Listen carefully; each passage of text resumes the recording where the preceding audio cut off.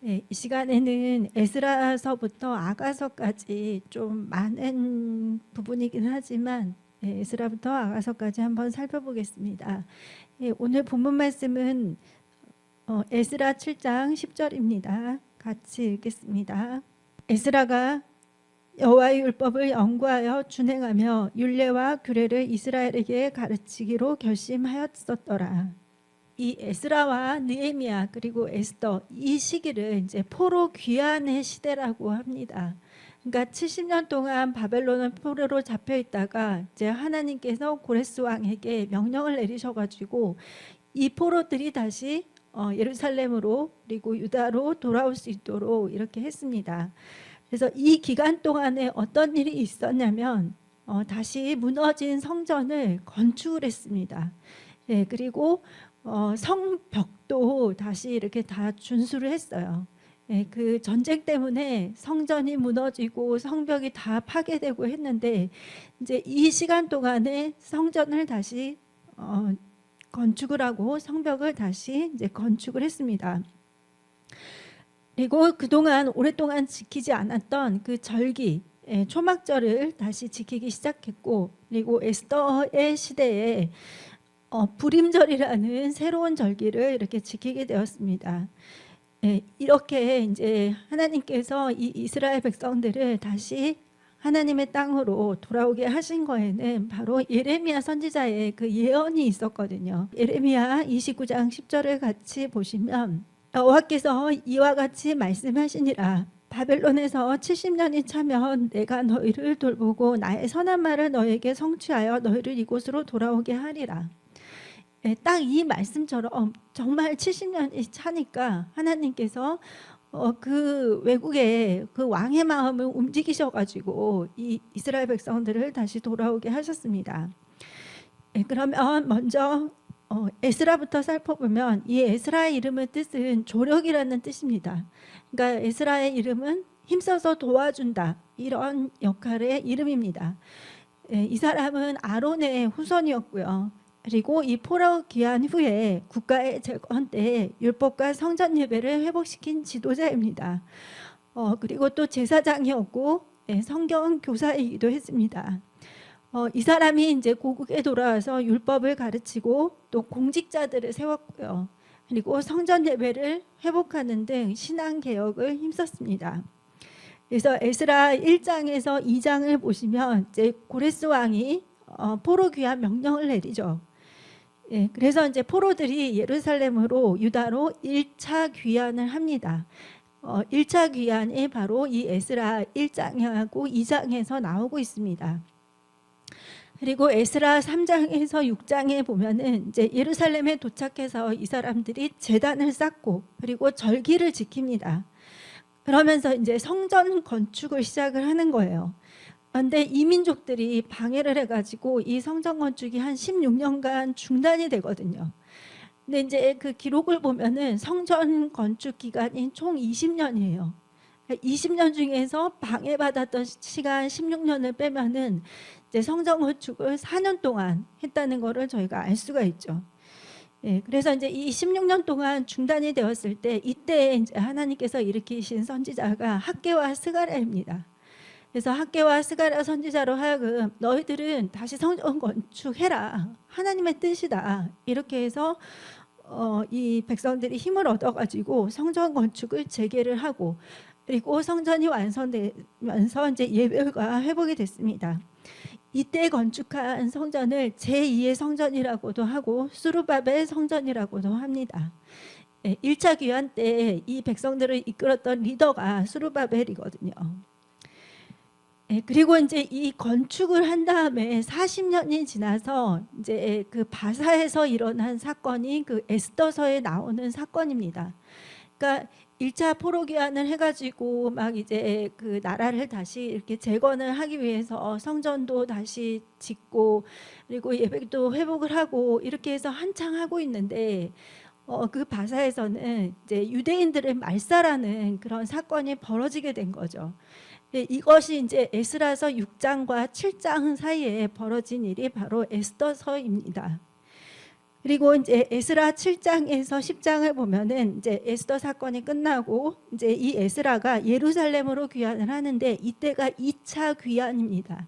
그러니까 에스라는 처음부터 와 있었던 것은 아니고 이 에스더의 사건이 다 끝나고 그 다음에 이제 2차 포로 귀환 때 그때 돌아왔습니다.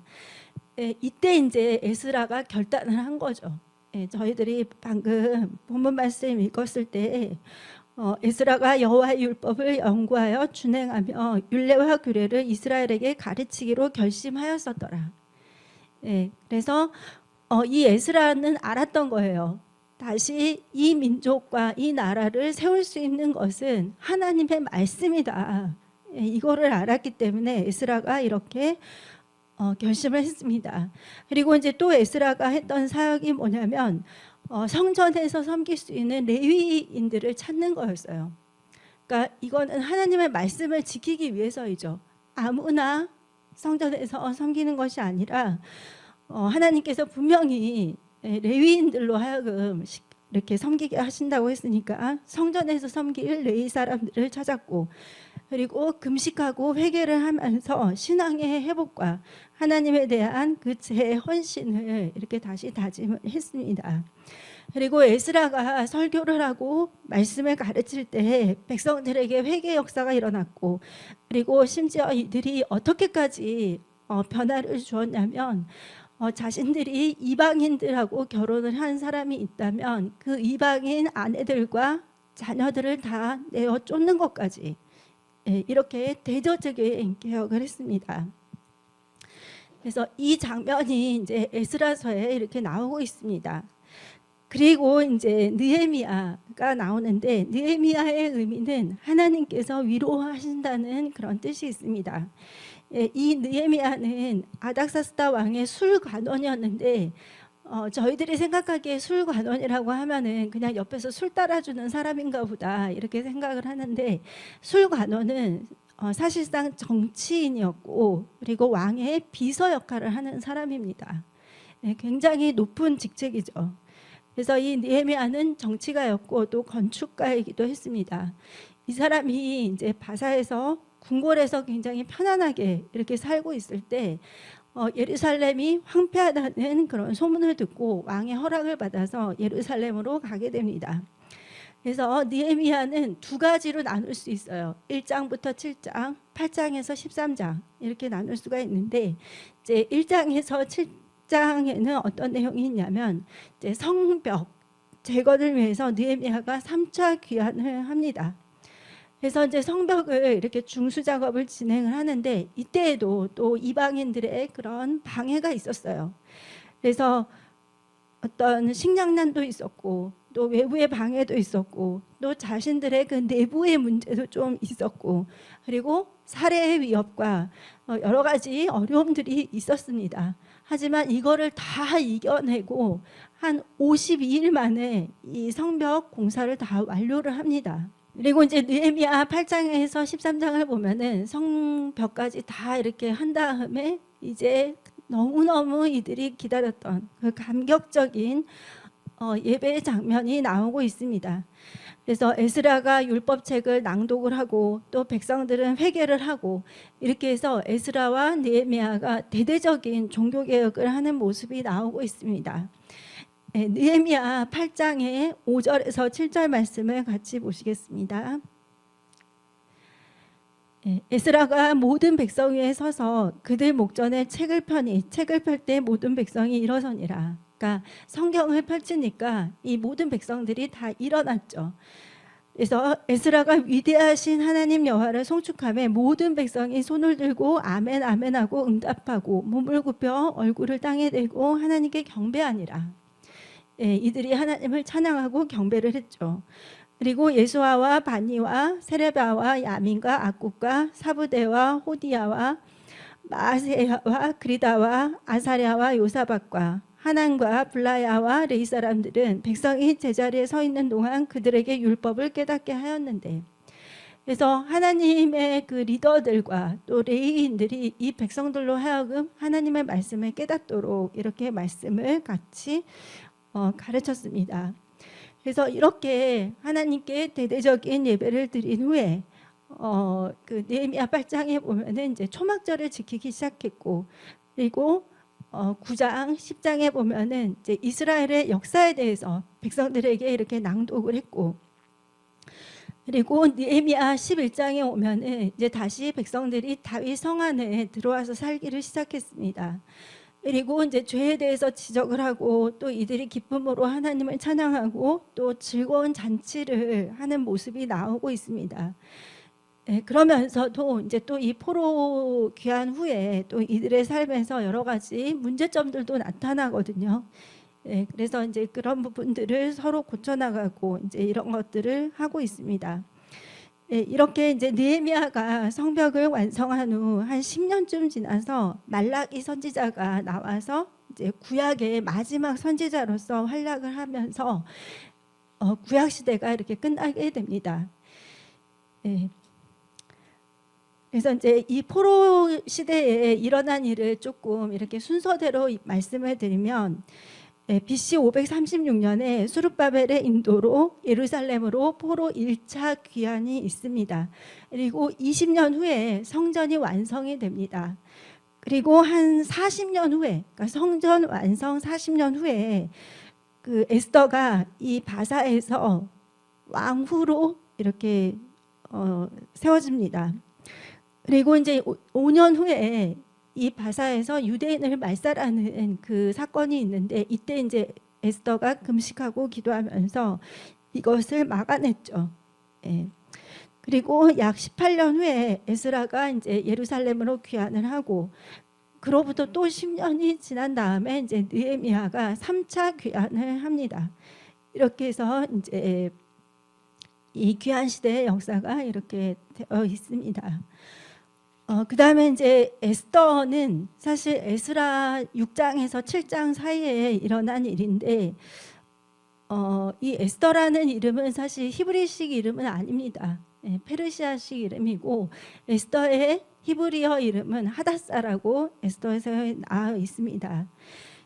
예루살렘이 이제 완공된 후에, 성전이 완공된 후에 바사 왕국에서 일어났는데, 에스더가 왕후의 자리에 오를 때는 유대인의 예루살렘 1차 귀환 후 2차 귀환이 진행되고 있었던 때였습니다. 그래서 이제 에스더 1장에서 2장을 보면은 이 아수에로 왕이 이제 명령을 내려가지고 와스티로 하여금 이제 백성들 앞에 서도록 이렇게 했는데, 이 와스티가 이제 거절을 했죠. 그러다 보니까 이제 폐위가 되었고, 그 신하들의 권위로 이제 새로 왕후를 이렇게 선발을 하는데 에스더가 거기에 뽑히게 됩니다. 그리고 이제 또 모르드게가 내시들의 그 반란을 이렇게 제보함으로써 왕의 목숨을 구하는 사건이 에스더 1장하고 2장에서 나와 있습니다. 그리고 이제 에스더 3장에서 7장을 보면은 3장에 갑자기 이제 하만이라는 사람이 등장을 해요. 그래서 에스더 3장 1장 말씀 한번 같이 보겠습니다. 그 후에 아하수르의 왕이 아각 사람 하므다다의 아들 하만의 지위를 높이 올려 함께 있는 모든 대신 위에 두니. 아각 사람이라 그랬죠. 근데 이 아각이 어디에서 나오냐면은 하나님께서 아말렉 족속을 다 멸하라고 사울에게 명령을 내리잖아요. 그때 이제 그 아말렉의 왕이 아각이었거든요. 이때 이제 그 사울이 이제 그거를 불순종을 했었죠. 근데 어쨌든 이 아각 사람 하므다다의 아들이 결국에는 이 유대인들의 반대편에 서가지고 유대인 말살을 이렇게 하게 된 것입니다. 그래서 하만이 이런 흉계를 꾸미니까 모르드게가 그 사실을 알렸고, 그리고 에스더가 생명을 건 금식을 했죠. 그래서 결국에는 하나님께서 이 유대인들을 살리시기 위해서 이 왕의 마음을 움직여가지고 이들을 다시 살 수 있도록 해줍니다. 그래서 왕이 모르드게를 존귀하게 했고, 그리고 하만은 몰락을 했죠. 그리고 에스더 이제 8장에서 10장을 보면은 유대인들이 이제는 대적을 진멸하는 입장에 서가지고 유대인들을 죽이고자 했던 자들을 다 이렇게 없앱니다. 그래서 이 날을 기념하기 위해서 만든 그 절기가 바로 부림절입니다. 이 부림절 때 이 그 유대인들에게 있어서 굉장히 큰 축제더라고요. 예, 이때 막 엄청 여러 가지 분장을 하기도 하고 또 회당에 모여가지고 에스더서를 막 읽고 그리고 에스더서를 읽다가 하만의 이름이 나오면은 막 야유를 보내고 막 손뼉을 치거나 발을 이렇게 구르거나 이렇게 해서 조롱을 하고 네, 이런 것들이 있고 이렇게 해서 이 불임절은 아수에로 왕 시절에 유대인들을 몰살시키려는 하만의 계략을 에스더가 차단하고 오히려 복수하는 것을 기념하는 절기로서 유대인들에게 있어서 굉장히 큰 축제입니다. 그래서 이렇게 창세기부터 에스더까지가 바로 역사서예요. 그러니까 이스라엘의 역사는 창세기부터 시작해서 에스더까지가 이렇게 딱 끝나게 됩니다. 그 뒤에 이제 이어서 나오는 욥기부터 아가서까지는 시가서라고 하거든요. 예, 그래서 시가서 한번 욥기부터 살펴보겠습니다. 예, 욥은 저희들이 이 성경 중간에 나오니까 한참 있다가 욥이 등장했나 보다 이렇게 생각을 하는데 사실 이제 시기적으로는 아브라함 때라고 이렇게 말을 할 수 있습니다. 그러니까 성경에서 보면은 창세기에 속하는 거죠. 그래서 이제 욥이 이 사건을 겪었던 그 나이를 한 50대에서 60대로 추정을 해요. 그리고 욥기 끝에 보면은 이 욥이 그 이후에 한 140년을 더 살았다 이렇게 말을 합니다. 그러니까 거의 한 200살 가까이 됐거나 200살 넘었거나. 네. 근데 아브라함은 175세까지 살았거든요. 그러니까 그 시대의 사람이 맞는 거죠. 네, 그래서 이제 욥기의 주제를 보면은 하나님의 절대적인 주권입니다. 네, 욥이 살았던 이 우스 땅은 에돔이라고 추정을 해요. 그래서 그 헬라인 72년 그 번역을 보면은 이 번역에서는 욥을 에돔의 둘째 왕이었던 요밥으로 추정을 하고 있습니다. 요밥은 창세기 36장 33절에 나와 있거든요. 그래서 이 사람은 뭐 추상적인 인물이 아니라 이 사람도 성경에 있는 그 인물이다 이렇게 알 수가 있습니다. 그래서 욥기 1장에서 2장을 보면은 이제 정말 그거는 좀 상상하기 힘든데 사탄이 하나님 앞에 이렇게 나아가서 이렇게 대화를 나누는 장면이 있죠. 네, 그래서 이제 사탄이 하나님의 허락 가운데 욥을 시험을 하고 그리고 욥이 정말 말할 수 없는 그런 상황 가운데 있을 때 욥의 친구들이 고난당하는 욥을 위로하러 이렇게 오게 됩니다. 그래서 욥기 3장에서 31장까지는 세 친구가 나와요. 네. 근데 이 사람들이 와가지고 정말 위로를 하는 거지 내용을 읽어보면은 순전히 다 그거거든요.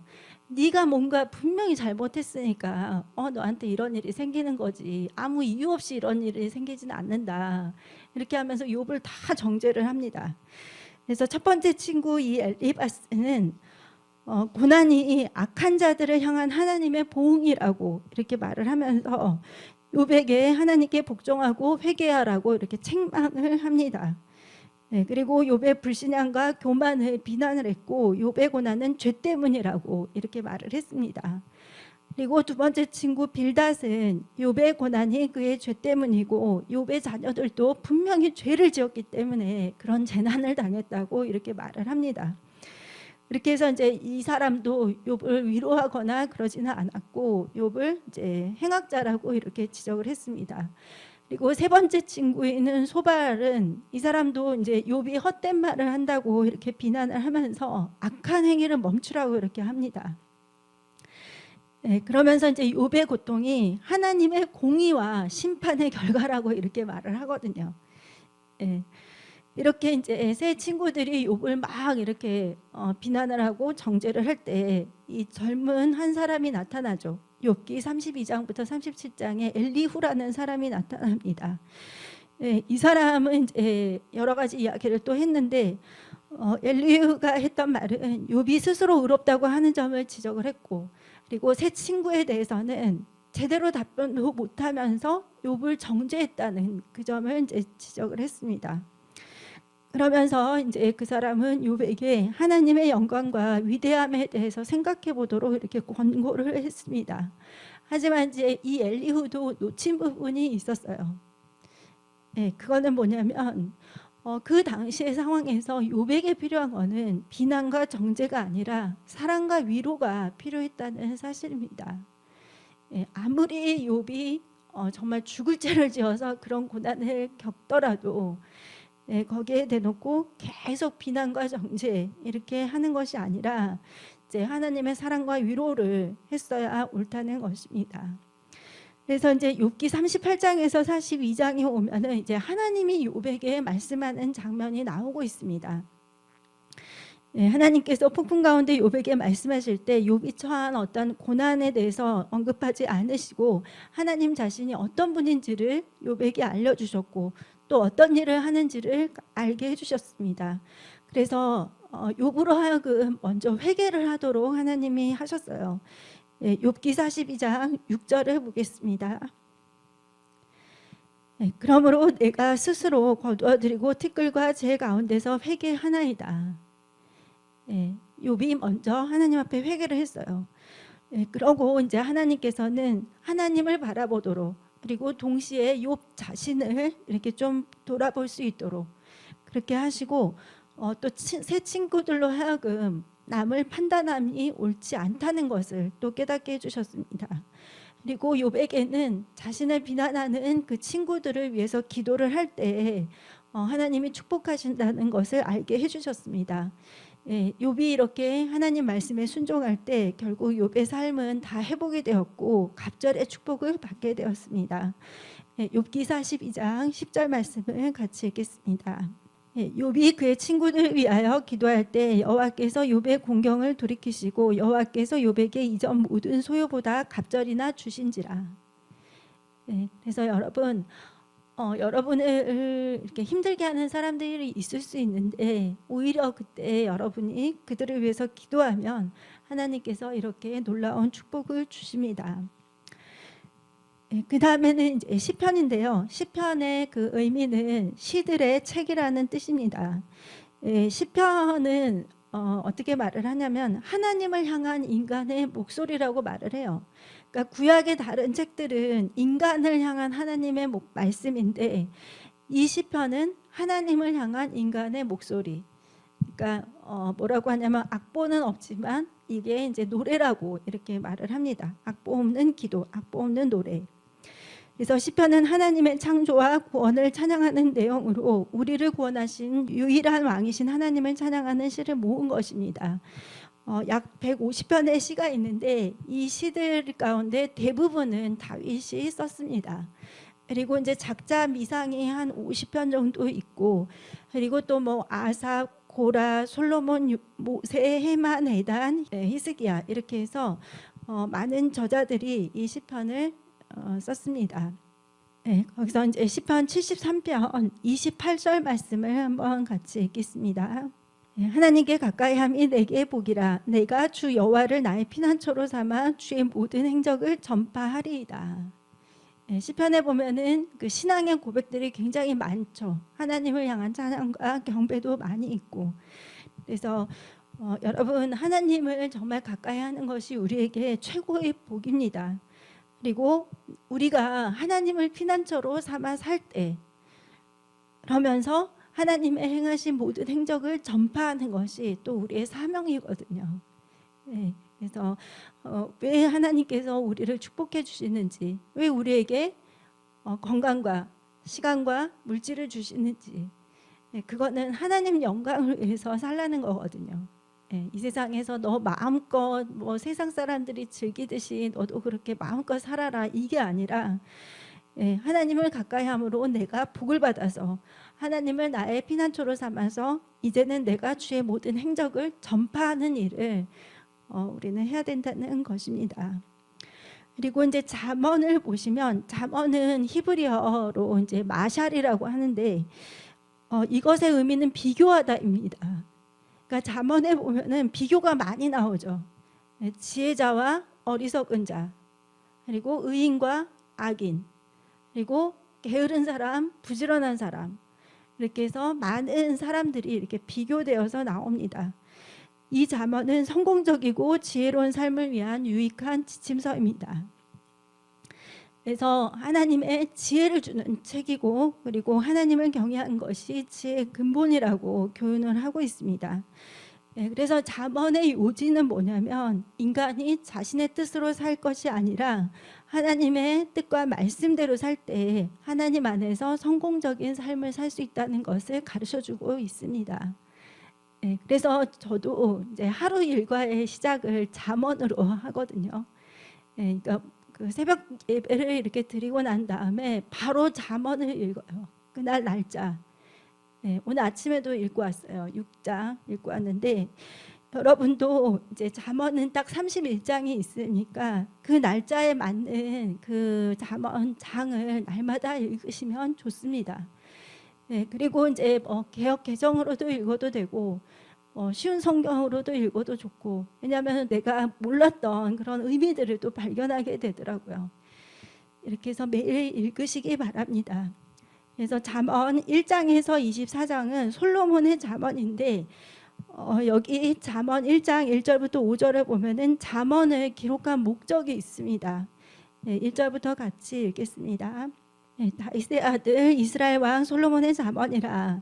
그래서 2절 보니까 이는 지혜와 훈계를 알게 하며, 이게 첫 번째예요. 지혜와 훈계를 알게 하고, 두 번째 명철의 말씀을 깨닫게 하며, 그리고 세 번째 지혜롭게 공의롭게 정의롭게 정직하게 행할 일에 대하여 훈계를 받게 하며, 그리고 네 번째는 어리석은 자는 슬기롭게, 다섯 번째는 젊은 자에게 지식과 근신함을 주기 위한 것이고, 그리고 여섯 번째는 지혜 있는 자는 듣고 학식이 더하게 되고, 일곱 번째는 명철한 자는 지략을 얻게 된다고 했습니다. 그래서 여러분이 잠언을 읽을 때 이런 축복을 받게 됩니다. 그래서 7장에 보면은 굉장히 중요한 말씀이 나오고 있죠. 여호와를 경외하는 것이 지식의 근본이다.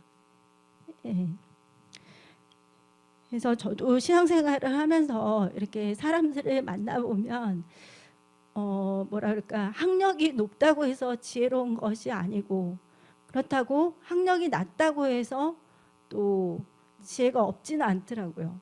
그리고 나이가 많다고 해서 지혜가 많은 것이 아니고, 나이가 어리다고 해서 지혜가 없는 것도 아니더라고요. 저는 저보다 나이가 훨씬 어리지만 정말 지혜롭게 그 삶이라든지 신앙생활이라든지 정말 잘하시는 분들을 보거든요. 그래서 제가 깨달았던 거는, 진짜 세상 지혜나 내가 공부를 통해서 얻는 지혜가 아니라 하나님이 주시는 지혜를 얻어야 살 수 있구나. 특히 믿음 생활에 있어서는 더 그렇겠죠. 근데 이 믿음 생활이 또 우리 현실하고 바로 연결이 되어 있잖아요. 그래서 하나님의 지혜를 갖는 것이 정말 중요합니다. 그리고 잠언 25장에서 29장은 솔로몬의 잠언을 히스기야의 신하들이 편집한 것이라고 나오고 있습니다. 그리고 잠언 30장은 야게의 아들 아굴의 잠언이고, 31장은 르무엘 왕의 어머니가 그를 훈계한 잠언이라고 나오고 있습니다.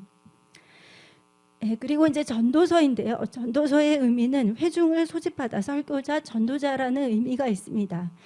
이것의 저자를 대부분은 이제 솔로몬이라고 보기도 하지만, 익명의 전도자가 솔로몬을 예를 들어서 이렇게 썼다, 이런 말도 있습니다.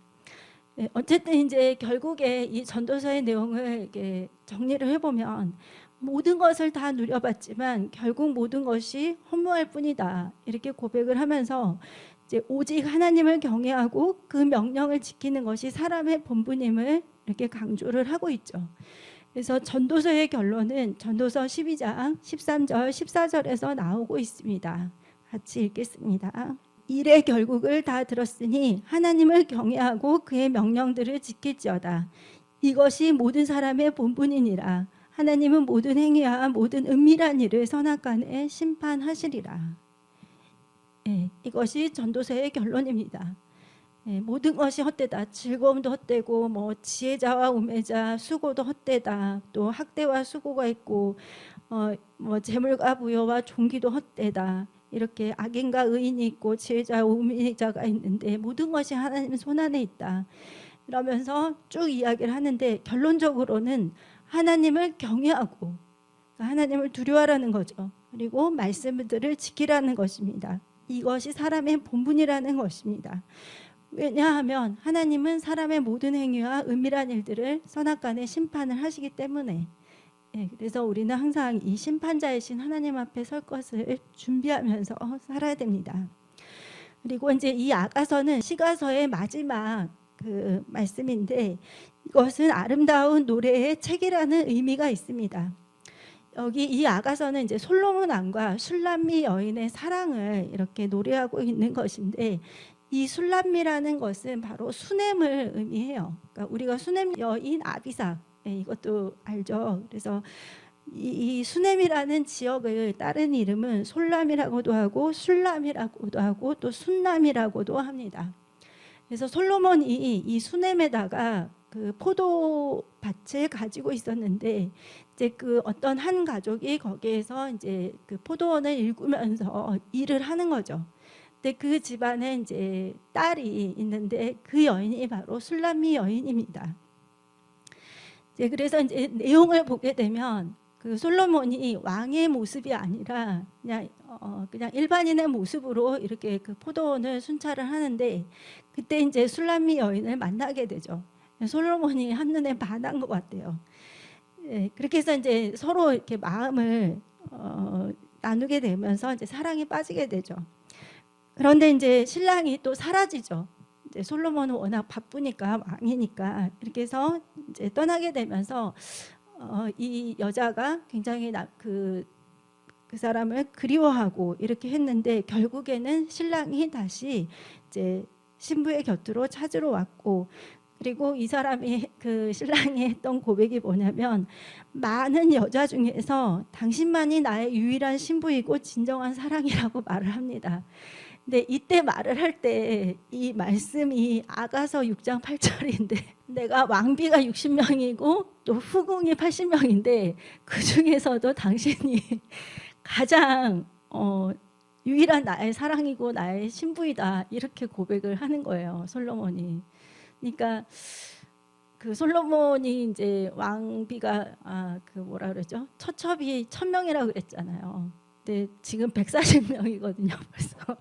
그러니까 아직 840명이 남았는데, 어쨌건 간에 이제 이 말씀은 정말 성경이니까, 솔로몬은 이 술람미 여인을 가장 사랑했던 것 같습니다. 그래서 어떤 신학자들은 이 아가서에 나오는 이 스토리를 보면서 좀 신데렐라 이야기하고 좀 비슷하다, 이렇게 말을 해요.